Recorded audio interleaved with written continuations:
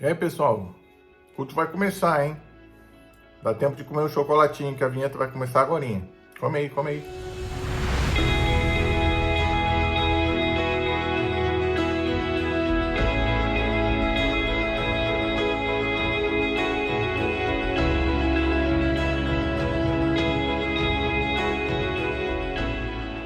Bom dia, boa tarde, boa noite, seja bem-vindo, seja bem-vinda à reunião online de hoje. Meu nome é Lucas Bonatti, eu sou pastor da PMB, a primeira igreja metodista brasileira aqui em Downtown Miami. Quero começar a reunião online de hoje já avisando que nós estamos tendo dificuldades técnicas. Por conta disso, o culto de hoje vai ser diferente. Inclusive, estou gravando num lugar diferente, né? Mas a grande situação é que por conta dessa dificuldade, eu não estou podendo confiar nas máquinas hoje, então eu vou direto para a meditação, tá bom? Eu vou tentar ser o mais breve possível, porque a gente não quer que no finalzinho da pregação tudo pare de funcionar e aí não tenha nada. Então, tenha misericórdia da gente hoje aí. Pedimos desculpa aí pelas dificuldades técnicas, ok? Vamos orar para preparar nossa mente, nosso coração para esse momento de meditação. Deus, nós nos colocamos diante de Ti, pedindo perdão pelos nossos pecados, pedindo que Tu venha nos purificar, nos transformar, e que ao meditarmos na Tua Palavra, Senhor, a Tua Palavra se faça viva nos nossos corações, que a Sua Palavra encontre os nossos corações, em nossos corações, terreno fértil, Senhor, para que venha a frutificar e abençoar as nossas vidas e ser uma bênção para aquelas pessoas que nos rodeiam também, Pai. Em nome de Jesus, Senhor, nós depositamos diante de Ti os nossos pedidos, as nossas dificuldades, porque cremos no Teu socorro, Pai. Em nome de Jesus, toma a causa de cada pessoa nesse momento em Tuas mãos. Cada um que esteja aqui conosco nesse momento, apresentando as causas deles e delas, Senhor, toma em Tuas mãos e resolve, Pai. Traz a solução, traz paz aos corações, traz amor aos corações, traz perdão aos corações, traz provisão às casas e às famílias. Em nome de Jesus, Senhor, socorre-nos. Nós te oramos em nome de Jesus. Amém e amém. Bem, pessoal, vou tentar ser breve aqui, tá bom? Fugindo um pouco do script, mas eu quero compartilhar com você sobre Romanos 12, a partir do versículo 9, que diz o seguinte, perdão aqui que eu tenho que chegar aqui para ler. Diz o seguinte: o amor deve ser sincero, odeiem o que é mal, apeguem-se ao que é bom, dediquem-se uns aos outros com amor fraternal. Prefiram dar honra aos outros mais do que a si próprios. Nunca lhes falte o zelo, sejam fervorosos no espírito, sirvam ao Senhor. Alegrem-se na esperança, sejam pacientes na tribulação, perseverem na oração. Compartilhem o que vocês têm com os santos em suas necessidades. Aqui está falando de oferta, tá? Pratiquem a hospitalidade. Abençoem aqueles que os perseguem. Abençoem e não os amaldiçoem. Alegrem-se com os que se alegram, chorem com os que choram. Tenham uma mesma atitude uns para com os outros. Não sejam orgulhosos, mas estejam dispostos a associar-se a pessoas de posição inferior. Não sejam sábios aos seus próprios olhos. Não retribuam a ninguém mal por mal. Procurem fazer o que é correto aos olhos de todos e façam todo o possível para viver em paz com todos. Palavra do Senhor para a gente hoje. Eu gosto de uma outra versão que eu li. Eu li num texto em espanhol que diz assim, esse último versículo: se for possível e em tudo que dependa de você, viva em paz com os outros, né? Façam tudo possível para viver em paz com os outros. Bem, eu creio que todos nós aqui, você está aqui com a gente, né? Assistindo provavelmente ou pelo YouTube ou pelo Facebook. Então você está familiarizado com redes sociais, né? Todos nós temos alguma rede social. E as três principais, eu não considero, o YouTube não é uma rede social, mas as outras três eu digo normalmente que são Facebook, Instagram e o Twitter. Para pessoas da minha idade para cima, pelo menos, né? As pessoas mais novas têm outras coisas aí. TikTok, imagina eu fazendo dancinha de TikTok, não faz o menor sentido. Então eu fico nessas três, né? Twitter, Instagram e Facebook. E eu não sei como vocês usam essas plataformas. Eu uso mais ou menos com o seguinte raciocínio. Eu acho que a gente normalmente bota no Instagram, é questão de botar foto, botar vídeo e escrever pouco. Então, normalmente são coisas que a gente, coisas boas que a gente está vivendo, ou momentos alegres, momentos legais da nossa vida que a gente quer compartilhar com o mundo. Então você coloca ali e curte quem quiser curtir.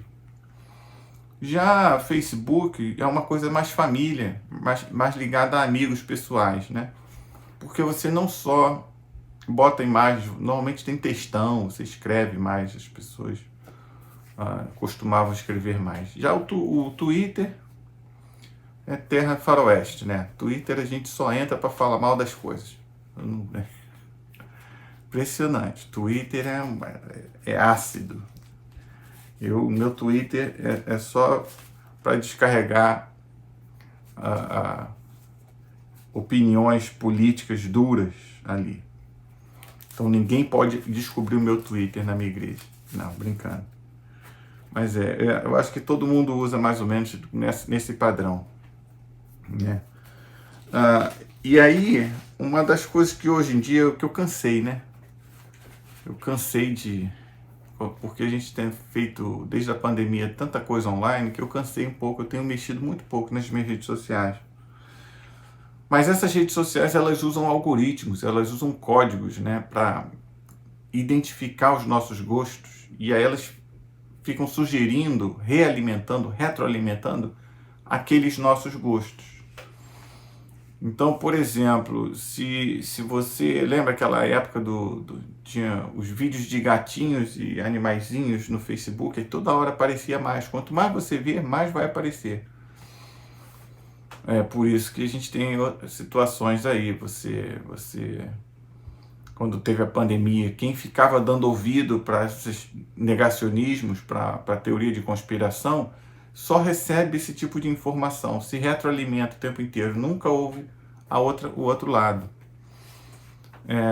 Esse é um grande malefício das redes sociais. Mas tem sido muito interessante para mim porque tem aparecido para mim basicamente 4 tipos de vídeos, que são os vídeos que eu mais clico em like. Quando você curte um vídeo, eu ainda me dou o trabalho tem 4 categorias que eu clico em salvar e botar num lugar, boto numa pasta.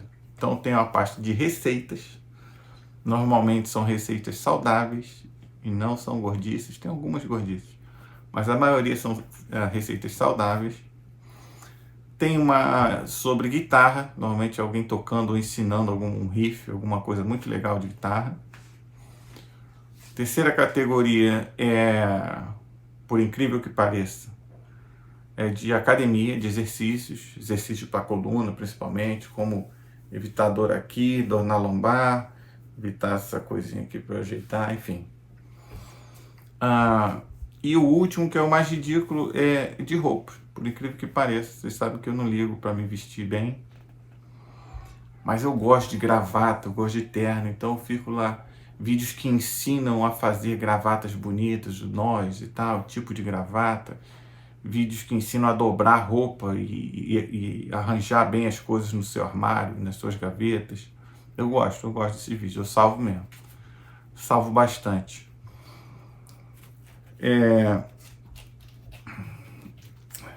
Sei que você deve estar imaginando aí que vergonha, né? Ficar falando que você curte vídeo de gravata e de arrumar roupa. Que coisa vergonhosa, né? Tipo, você não é legal. Você não é uma pessoa legal. Você curte vídeo de gravata. Você não é uma pessoa legal. Mas eu não sei se vocês notaram, né? alguma coisa em comum nessas 4 categorias. Todas as 4 categorias são coisas que eu gosto, que eu gostaria de fazer, são coisas que me inspiram, que é muito legal, mas que eu efetivamente não faço. Quantos vídeos de receitas maneiras, tal, você vai, tem que comprar muita coisa para conseguir fazer isso aí você dá muito trabalho, tem que cortar muita coisa, separar e não faz. Aí acaba não fazendo a comida que é saudável. Comer bem é bom, saudável, é bom para sua saúde, é bom para sua longevidade. Você tem menos dores no corpo se você comer bem e por aí vai. Guitarra, gente, desde que eu vim pro seminário, eu praticamente parei de tocar guitarra e violão. Eu toco o mínimo do mínimo, eu não treino mais. Tem 8 anos que eu não treino. É uma coisa assim que dá uma certa tristeza de falar, porque, enfim, academia eu não gosto mesmo, né? Mas tem os exercícios lá para ver se me inspira, porque a gente precisa se cuidar, precisa fazer exercício para não ficar com a coluna arrebentada e tudo mais. O que eu mais vejo e faço são os nós de gravata, são as arrumações de roupa e tal. O que é gozado, né? Engraçado para mim, né? O apóstolo Paulo, na carta aos Romanos, ele fala de coisas muito importantes sobre Deus. E sobre o nosso relacionamento com Deus e sobre o nosso relacionamento uns com os outros. E a estrutura que o Paulo escreve, eu sempre gosto de lembrar disso, é uma estrutura que eu gosto muito, é um modelo que eu gosto muito, porque ele discute, ele argumenta, ele questiona, ele vai profundamente nos assuntos, ele fala e busca provar por que o ponto de vista dele é um ponto de vista bom, que deve ser observado, deve ser seguido, deve ser considerado. E ao final dele estruturar todos os porquês, ele dá uma série de conselhos, de aplicações no seu dia a dia. Então, depois de dar uma série de fundamentação e de demonstrar tudo que Deus fez para nos resgatar, tudo que Deus fez por nós, todas as maneiras como Deus tentou se revelar através da história, dos anos, dos séculos, como Deus sempre quis ter um relacionamento pessoal com cada um. Depois dele fundamentar tudo isso, como se Paulo tivesse usado essa linguagem no Instagram, ensinando a fazer uma receita, ensinando a fazer um nó de gravata, ele dá essa série uma lista de conselhos, que foi o que a gente leu aqui, que na teologia a gente chama de aplicações éticas. Né? São coisas que nos motivam, que nos fazem, que a gente coloca como alvo, como objetivo de estilo de vida. Nessa passagem, ele lista conselhos importantes, porque a teologia de Paulo é uma teologia centrada na vida em comunidade, no crescimento da fé a partir da vida em comunidade. Ninguém é sozinho.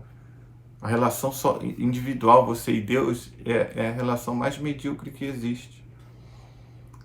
Você cria... Não é medíocre não, perdão pelo termo forte. Mas ela é incompleta se for só isso. Ninguém consegue crescer e aprender sobre Deus se não viver em comunidade, porque Deus se revela no outro.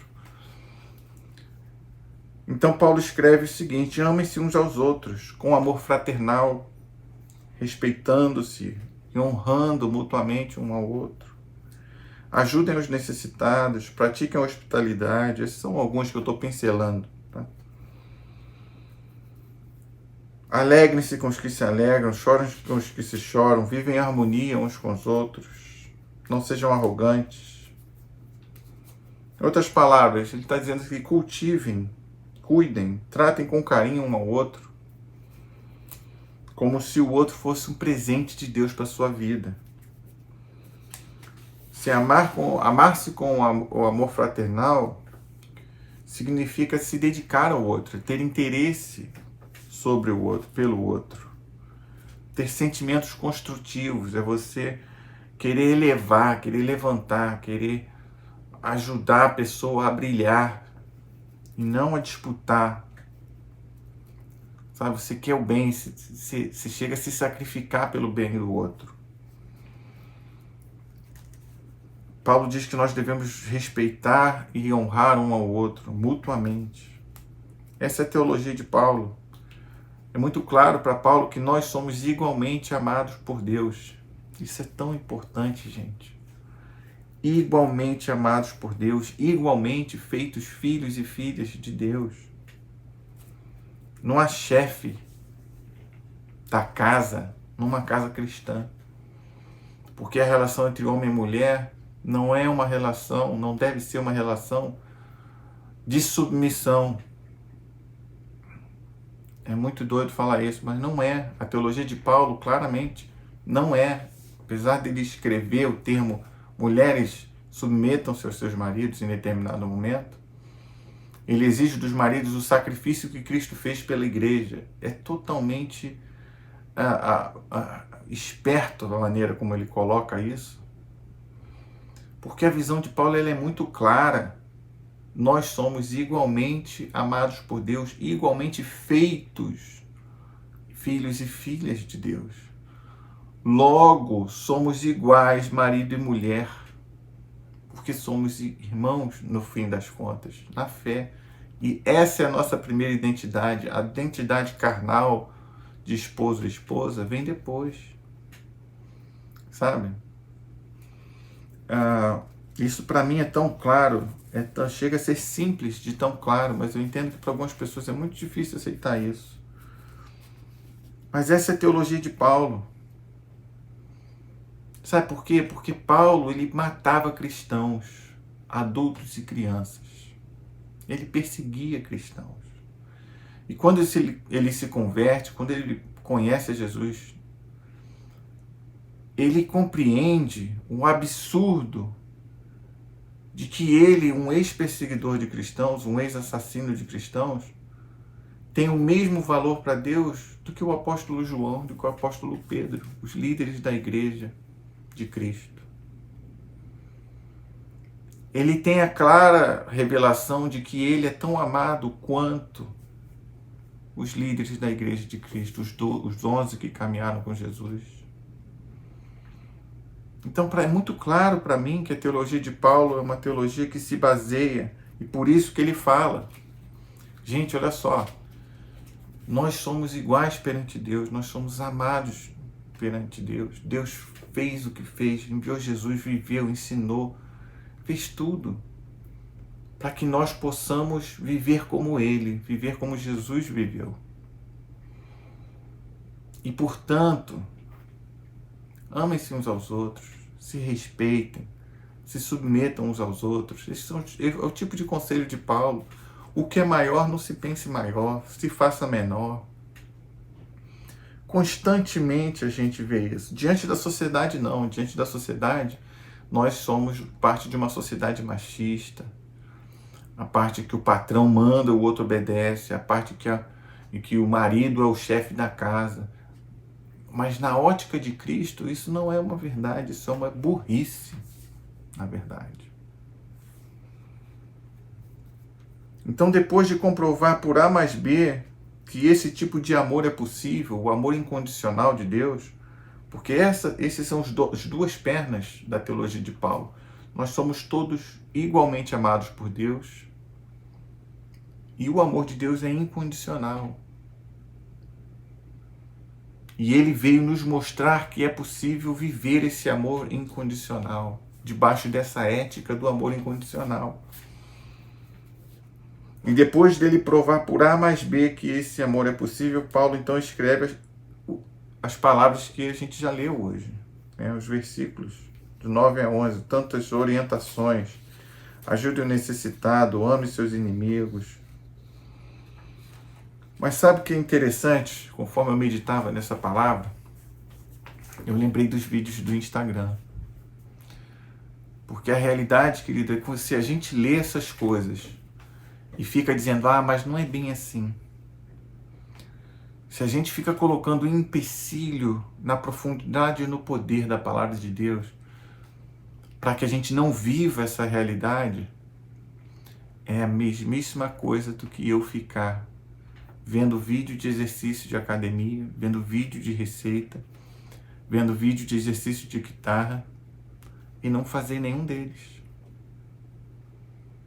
Todo o benefício que eu teria na minha vida ao seguir aquelas instruções, ao seguir aquelas dicas, ao seguir as orientações,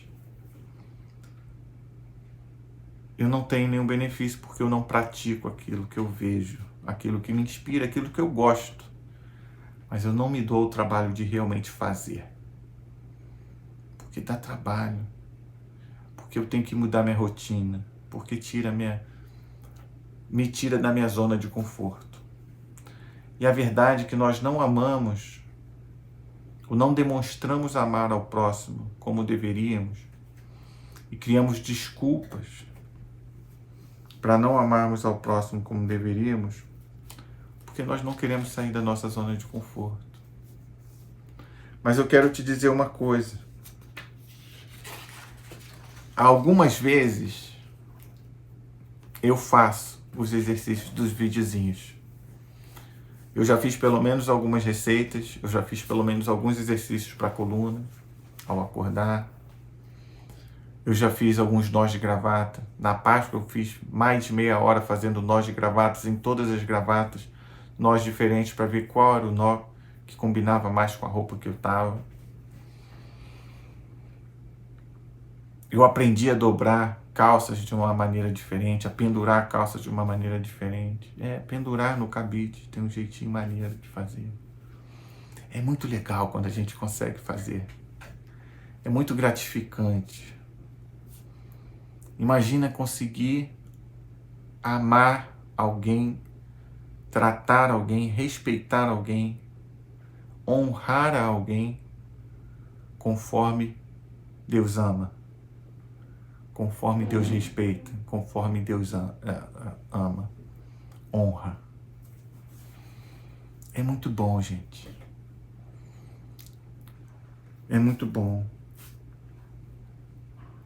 Eu não estou aqui querendo pedir para você se sacrificar financeiramente, não estou querendo sugerir que você deve sacrificar sua vida em prol de alguém.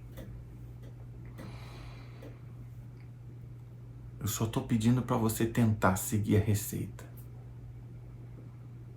Tentar amar. Como nós somos chamados por Deus para amar. Amar igual a Ele. Amar incondicionalmente.